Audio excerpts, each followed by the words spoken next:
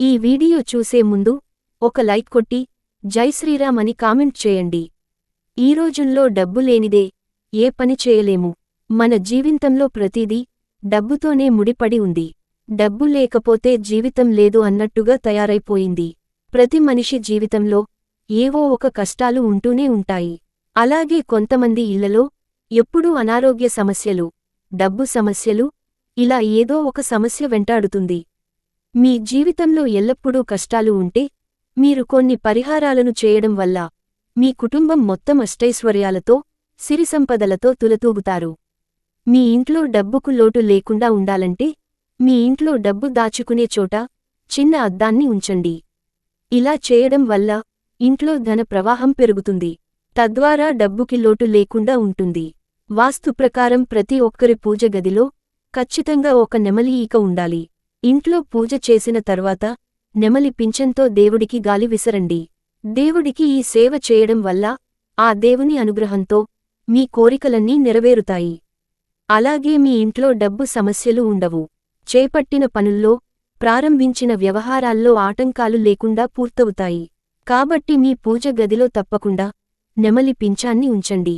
మీ ఇంట్లో ఎల్లప్పుడూ డబ్బు ఉండాలంటే ఇంట్లో పూజ చేసిన తరువాత ఓం హ్రీ శ్రీ లక్ష్మీ వాసుదేవాయ నమః అనే మంత్రాన్ని 3 సార్లు చదవాలి. ఈ మంత్రానికి ఉన్న శక్తి అంతులేనిది.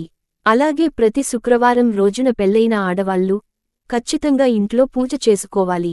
శుక్రవారం లక్ష్మీదేవిని పూజిస్తే మీకు లక్ష్మీదేవి అనుగ్రహం వల్ల మీ ఇంట్లో ధనప్రవాహం పెరుగుతుంది. అలాగే ఏదైనా ఒక శుక్రవారం రోజున ఒక బిర్యానీ ఆకును తీసుకుని దానిమీద మీ కోరికను రాసి ఆ బిర్యానీ ఆకుని కాల్చండి.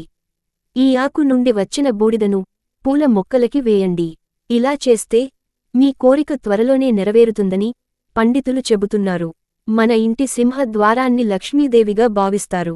కాబట్టి మీ ఇంటి గడప ముందు చెప్పులు ఉంచకూడదు. అలాగే గడప మీద కాలు పెట్టి మీ ఇంట్లోకి ప్రవేశించకూడదు. మీకు బాగా అప్పులు ఉంటే ఈ పరిహారం చేయండి. ఒక పసుపు వస్త్రం తీసుకుని అందులో కొంచెం పసుపు, చిన్న బెల్లం ముక్క వేసి కట్టాలి. దీన్ని మీ బీరువాలో ఉంచండి. 21 రోజుల తర్వాత ఈ మూటను బయటకు తీసి వీటిలో ఉన్న పసుపు, అలాగే బెల్లం ముక్కను బయటకు తీసి పారుతున్న నదిలో వేయాలి. ఇలా చేయడం వల్ల మీకున్న డబ్బు సమస్యలన్నీ తొలగిపోతాయి. అలాగే శుక్రవారం సాయంత్రం పూట ఒక పళ్ళెంలో నీళ్లు పోసి అందులో కొంచెం గంధం పొడిని వేయండి. తర్వాత ఈ పళ్ళెంలో 8 రూపాయి బిళ్లలను వేయండి. తర్వాత ఈ రూపాయి బిళ్లలను మీ పూజ గదిలో పెట్టి పూజించండి. ఇలా చేస్తే నెల రోజుల్లోనే మీరు ఊహించలేనంత డబ్బు మీ ఇంటికి వరిస్తుంది.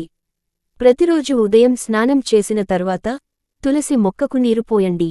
ఎవరైతే రోజూ తులసి మొక్కకు నీళ్లు పోస్తారో అలాంటి వాళ్లకి అదృష్టం కలిసి వస్తుంది. మీ జీవితంలో ఉన్న కష్టాలన్నీ తీరాలంటే ఏదైనా శనివారం రోజున రావి చెట్టు కింద ఒక దీపం వెలిగించండి. ఇలా చేయడం వల్ల మీకున్న కష్టాలన్నీ వెంటనే గట్టెక్కుతాయి. ఆడవారికి నెలసరి పూర్తయిన తర్వాత శుభ్రంగా తలస్నానం చేసి ఇంట్లో పసుపు నీళ్లు చల్లుకుని దేవుడు పటాలను శుభ్రంగా తుడిచి గంధం రాసి కుంకుమ బొట్టు పెట్టి అలంకరించుకోవాలి. అలాగే మీ ఇంట్లో పూజ చేసేటప్పుడు ముందుగా దీపాన్ని వెలిగించి ఆ దీపానికి కుంకుమ బొట్టు పెట్టి తరువాతే దీపం వెలిగించాలి. దీపం వెలిగించిన తర్వాత కనీసం అంటే 48 నిమిషాల పాటు దీపం వెలుగుతూ ఉండాలి. అప్పుడే మీరు చేసే పూజలకు ప్రతిఫలం ఉంటుంది. అలాగే పూజ పూర్తయిపోయిన తర్వాత ఖచ్చితంగా మీ ఇంట్లో సాంబ్రాణి పొగ వేయాలి. దీనివల్ల మీ ఇంట్లో ఉన్న నెగటివ్ ఎనర్జీ తొలగిపోయి దైవశక్తులు ఆకర్షించబడతాయి. గోమతలో సకల దేవుళ్ళు ఉంటారు. ఆవు ఒక్కో భాగంలో ఒక్కో దేవతకు నివాసం ఉంటుంది. కాబట్టి నెలలో ఒకసారైనా మీ చేతుల మీదుగా గోమాతకు ఆహారం తినిపిస్తే ముక్కోటి దేవతల ఆశీర్వాదం ప్రాప్తిస్తుంది. ప్రతిరోజు రాత్రి పడుకునే ముందు మీ ఇంట్లో 2 లవంగాలను కాల్చండి.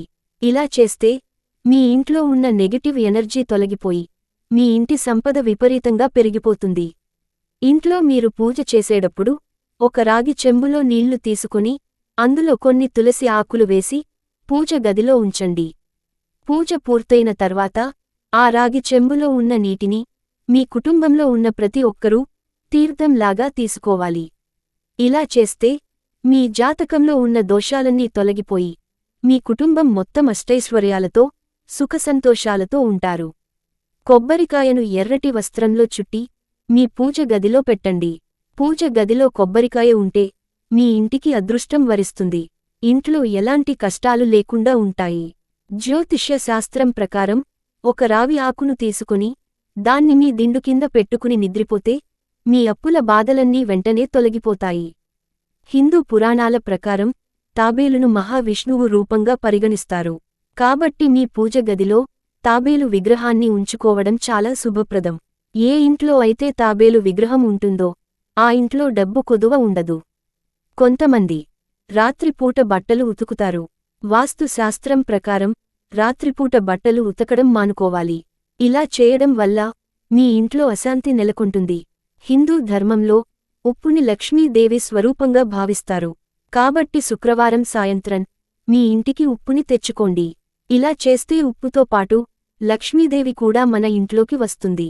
అలాగే కొంతమంది ఇళ్లలో ఆడవాళ్లు చిన్న విషయాలకే ఏడుస్తూ ఉంటారు.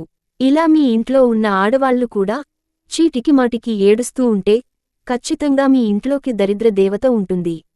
వారంలో ఒక్కసారైనా మీరు ఇంటిని తుడిచేటప్పుడు నీటిలో కొంచెం రాళ్ల ఉప్పుని వేసి మీ ఇంటిని శుభ్రం చేసుకుంటే మీ ఇంట్లో ఉన్న దుష్టశక్తులన్నీ వెళ్ళిపోయి మీ ఇంట్లోకి దైవశక్తులు ప్రవేశిస్తాయి. అలాగే స్నానం చేసే నీటిలో కూడా కొంచెం రాళ్ల ఉప్పును వేసుకొని స్నానం చేస్తే మీపై ఉన్న నరదిష్టి మొత్తం తొలగిపోతుంది. అలాగే మీ ఇంట్లో పూజ చేసేటప్పుడు మీ ఇల్లంతా పసుపు నీళ్లను చల్లుకోవాలి. ఇలా చేస్తే మీ ఇంట్లో ఖచ్చితంగా దైవశక్తులు తిరుగుతూ ఉంటాయి. ఈ వీడియో మీకు నచ్చితే లైక్ చేసి సబ్స్క్రైబ్ చేయండి.